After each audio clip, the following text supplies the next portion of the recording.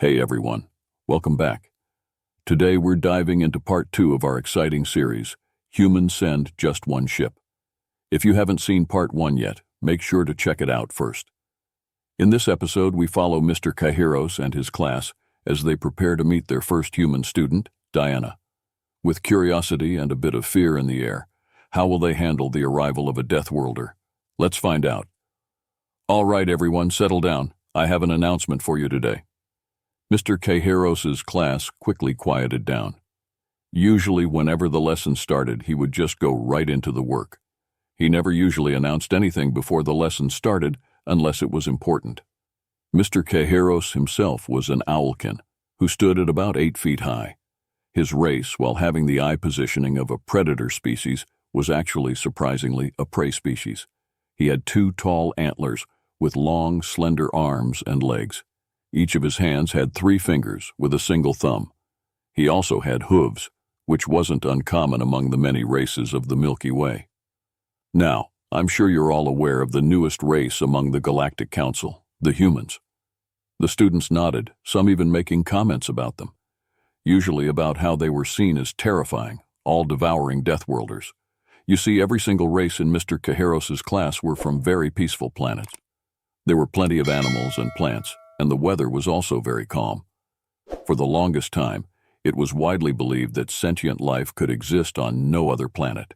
However, that was quickly disproven with the discovery of humans, who, upon entering the Galactic Empire, were appropriately nicknamed the Deathworlders. One of Mr. Caeheros' students, Athalia, raised her hand.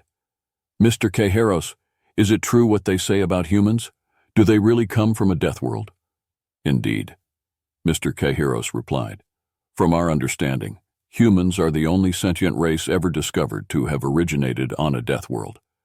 Now then, can someone please explain to me what a Deathworld is?" Another student raised their hand.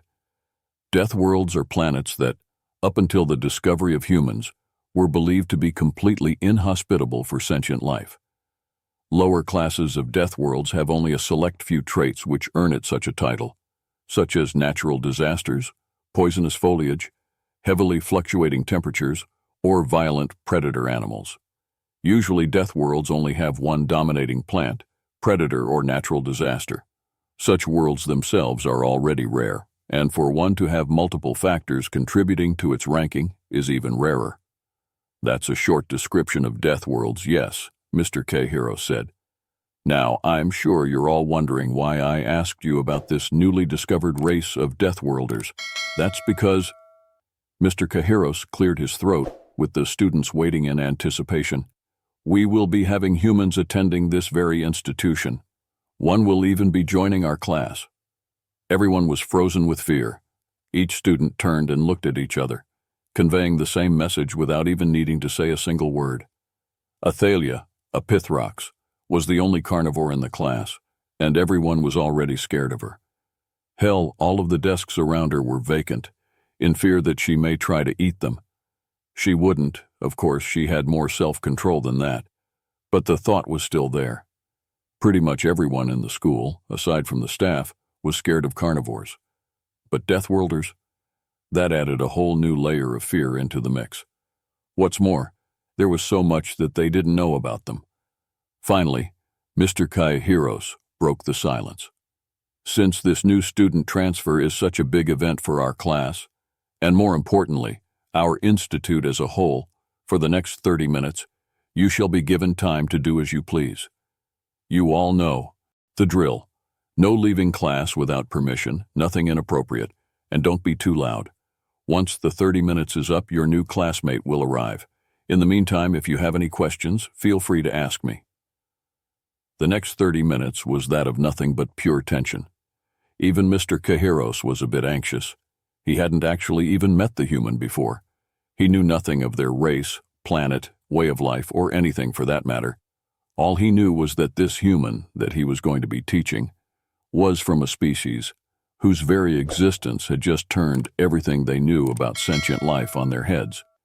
He did, however, catch some comments about the humans from the students in the class. Some said that they were omnivores, a type of creature that was only ever theorized to exist. Others said that their raw strength alone was enough to overpower that of any other sentient species to exist. While in most cases Mr. Caeheros would cast such rumors aside, this was a special case. After all, they were all in the same boat when it came to knowledge of these creatures. While Mr. Caeheros was thinking to himself, Athalia came up to him. Sir? Athalia asked. Oh, Athalia, you want to ask me something?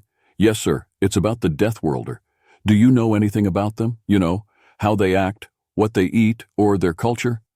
Mr. Caeheros let out a sigh. If I'm being honest, Athalia, no. I'm just as much in the dark as you and everyone else is on these humans. Although I might refrain from using the term Deathworlder to describe them if I were you. They may take offense. Do you think what the others say is true? You know, that they're omnivores or that they're the strongest sentient species to exist? Athalia asked. Mr. Caeheros thought for a moment before answering. Well, if you're referring to the omnivore rumor, I highly doubt it.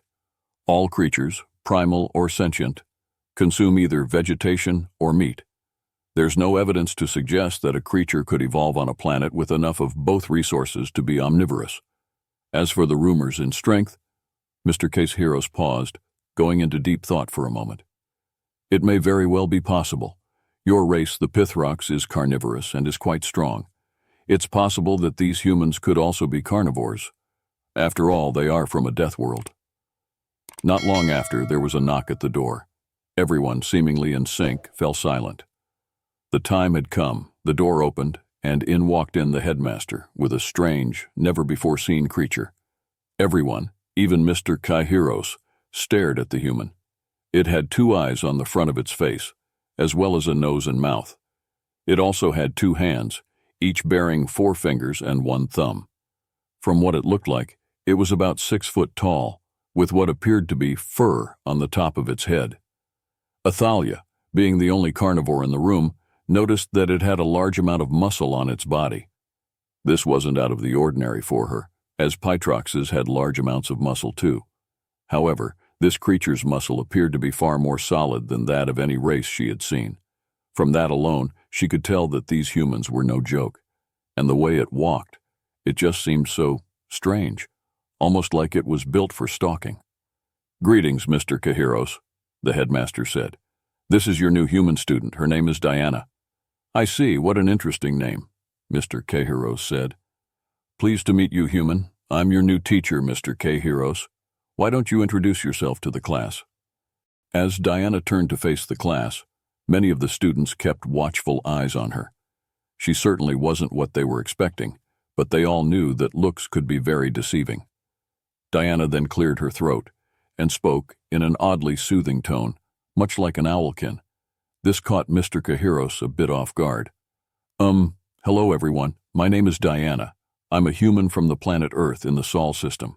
I'm 17 years old and I guess what you would consider to be female. The class began to murmur among themselves for only a few seconds, before being silenced by Mr. Caeheros. Okay everyone, as we all know, I'm sure you all want to ask the human Diana many questions. We will, if that's okay with them. Mr. Caeheros turned to Diana, who simply nodded. Even though she had only just arrived, she seemed quite exited to share information about her people and her planet. Mr. Caeheros was also exited. His entire job was to share info and teach people, but he rarely ever got to learn anything new. Your species, are you carnivores or herbivores? One of the students asked. Actually, humans are omnivores. We eat both plants and meat and can survive on diets restricting to only one of those eating styles, Diana replied. The entire class was silent with awe. Even Mr. Caeheros couldn't seem to believe what he was hearing. After all, not even 30 minutes ago, he had just told Athalia that omnivores weren't even real, and yet one was standing in his classroom, introducing herself in front of his entire class. Another student asked the question that everyone in the room was wondering. But how is that possible? No known species comes from a planet that supports enough plant life and wildlife for them to be omnivorous. Diana tilted her head and gave a confused look. Really? You're telling me that you guys don't have mass quantities of animals or plants on your planet? Well, humans have been hunting and farming since the early days of our race. Heck, Most of the wildlife that was on Earth went extinct before we even hit our first industrial age. Quite a few dangerous animals are kept either in public zoos or in wildlife preserves. So your planet is a predator-class death world then? One of the students said. Predator-class what? Diana asked. Mr. Caeheros spoke. Oh, death worlds are classed depending on what part of the environment is hostile towards sentient life. These come in 4 classes: natural disaster, predator, toxic foliage, or inconsistent temperatures. From what it sounds like, your planet is a predator-class death world. The headmaster simply gulped in anticipation. He'd already read the soon-to-be public reports about Earth and knew that Mr. Caeheros' assumption was very wrong. However, a part of him wanted to see the reaction from everyone's faces when Diana told them the truth about her homeworld. Mr. Caeheros, was it? Diana said. You say that my planet is a predator-class death world. Well, from what you've described me, it does fit under such a name, but what? Mr. Caeheros said in anticipation. My homeworld Earth. It checks under all categories for what you guys consider a death world. We have predators, toxic plant life, inconsistent temperatures, and natural disasters, and each of those we have multiple of. Everyone was completely silent. Even Mr. Caeheros was in shock. How is that possible? You're telling me that you humans survived all of that and became a spacefaring species? Diana simply shrugged.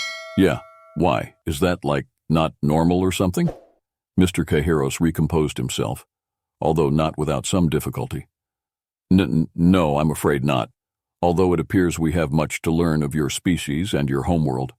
Unfortunately, it looks like we won't have enough time today. Mr. Caeheros turned to the class.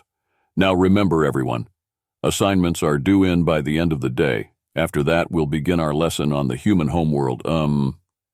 Earth, Diana said, finishing his sentence. Yes, Earth. Thank you. Diana. Yes, thank you, A. Diana raised an eyebrow at the pronunciation of her name. Sure, people had pronounced her name strangely before, but never like that. It's almost as if he was struggling to say it. However, she also remembered that the person in question was an 8-foot-tall alien that looked like a mix between an owl and a deer.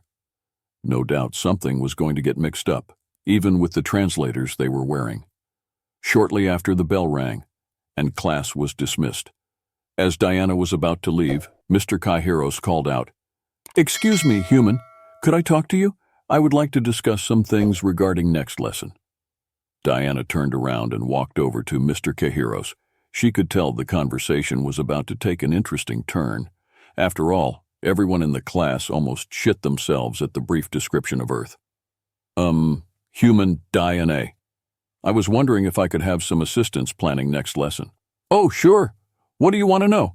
Well, Mr. Caeheros looked away from Diana, almost out of shame for having to ask one of his own students for help planning a lesson. When it comes to my knowledge about Earth, I don't actually know anything.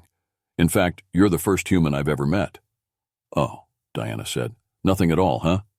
I'm afraid not.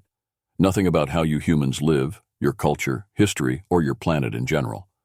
Well, other than the fact that it apparently checks all the boxes for the galaxy's most dangerous death world. Well, Diana pulled up a chair and sat down on the other side of Mr. Caeheros' desk. I'm afraid we're going to have to start at the beginning. Meanwhile, back at her dorm, Athalia sat on her bed, stewing in her thoughts. Everything that the Deathworlder said, the way it moved, the way it spoke, it was like it was a combination of every other creature across the galaxy, turned up to 11. She could only imagine what its strength was. However, she didn't feel afraid like the others. This could have been partly due to her predatory nature, but a part of it was most definitely curiosity. She would have plenty of time to find out, as from what she had gathered after class, was that there were about 30 humans total that had been transferred to this very institution. Oh boy, were things about to get interesting. And that wraps up part 2 of Humans Send Just One Ship.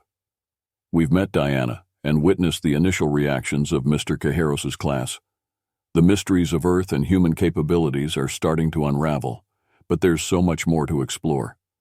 Stay tuned for the next part, where we'll dive deeper into the fascinating world of humans and their impact on the galactic community. If you enjoyed this video, please like, comment, and subscribe. See you in the next episode.